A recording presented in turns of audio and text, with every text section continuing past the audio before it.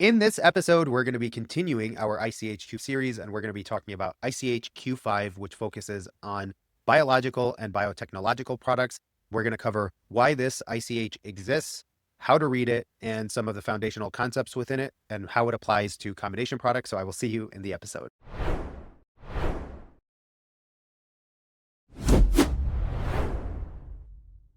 If it's your first time tuning into Let's ComBinate, I'm Subi Sadeh, and I've spent my whole career in drug delivery systems and drug device combination products. Now, ICH Q5 is focused on biotech and biological products, which come from living systems. Because they're coming from living systems, you can't just fully characterize them by physical chemical testing alone. And even if you have a great method, you're still dealing with molecules that have variability that is biological. So ICH Q5 exists to be able to address the challenges of that reality.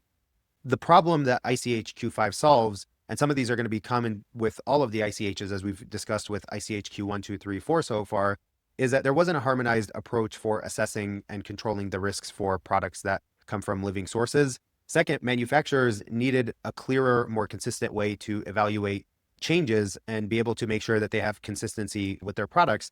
And third, there were a bunch of recurring topics that kept coming up. Things like viral risk, cell substrate identity, and product comparability had divergent expectations across regions. And what some of these topics mean, viral risk is how you prevent, detect, and demonstrate control of potential viral contamination, which is something that would come up if you have like a vaccine product. Cell substrate identity is confirming the cells that you're using are what you think they are, that they're remaining stable, and that they're free from unwanted agents. And if you dive into cell banking as a process, you're typically working from a master cell bank and making working cell banks from there. And so this is really important. And then comparability is how you produce the evidence to demonstrate an argument that your product remains consistent after a change. So these are really important topics, both from a control perspective, but also from a lifecycle management perspective if you have changes. Now, ICH Q5 provides a global framework for viral safety assessment, which we talked about a little bit, cell substrate characterization, expression construction analysis, biotech's specific stability understanding. We talked about Q1 before. ICH Q5 adds a little bit more when it comes to the stability elements that are specific to a biologic product, and demonstrating comparability after changes where you're able to scientifically produce the evidence that justifies that your product is consistent after a change. Now, in terms of scope and structure, ICH Q5 applies to biotech and biological products derived from human or animal origins, a cell line, which includes recombinant proteins and monoclonal antibodies. And from a structural point of view, ICH Q5 is structured similar to ICH Q3, where it has a bunch of different sections that focus on different topics. The through line is that ICH Q5 addresses quality topics that are unique to products that are produced from living systems, where the consistency of the product depends a lot on the manufacturing process and the biological controls that you have in place. ICH Q5A focuses on the viral safety piece. It focuses on viral contamination risks and showing that your process controls are capable and appropriate.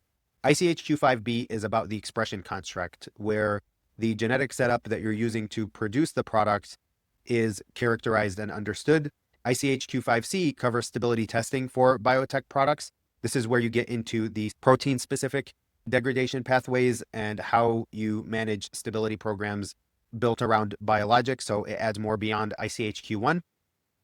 ICH Q5D focuses on cell substrates, so the cell banks and how they're derived, characterized, and controlled. This is where terms like I mentioned before, like master cell bank, working cell bank, come from, and it's upstream by nature because it's about controlling the source of the biological system that produces the product, and you're able to, with ICH Q5E, demonstrate that when changes happen, you still have products that remain consistent. Now, how to read ICH Q5 and its element, its relation to combination product. If you want the fastest path to understand the core concepts, especially if you're coming at it from a drug delivery systems or a combination product point of view, and you're trying to understand, how it's set up from a high level, I would start with Q5E, understand the comparability mindset around manufacturing changes. Then I would read Q5A, understand the viral safety, because viral safety is kind of one of the most important risks that are specific to biological products.